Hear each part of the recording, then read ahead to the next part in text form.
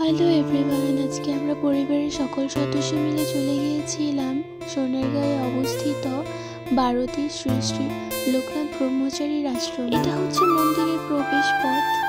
এখান দিয়ে মন্দিরে প্রবেশ করতে হয়।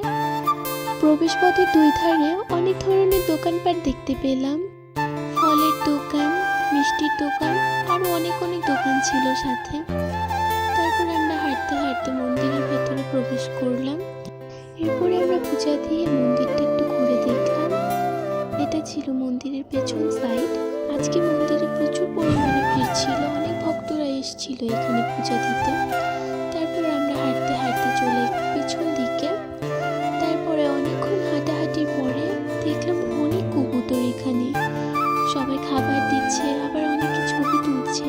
তো আমি এই বিষয়টা অনেক উপভোগ করলাম এখানে দাঁড়িয়ে থেকে। এরপরে আমরা টোকেন নিয়ে চলে গেলাম যেখানে প্রসাদ বিতরণ করা হয় সেখানে।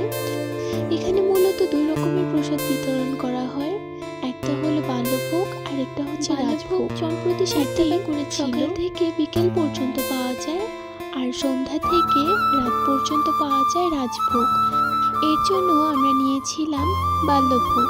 বাল্যভোগে ছিল ভাত, ডাল, আলু সেদ্ধ, এগুলো।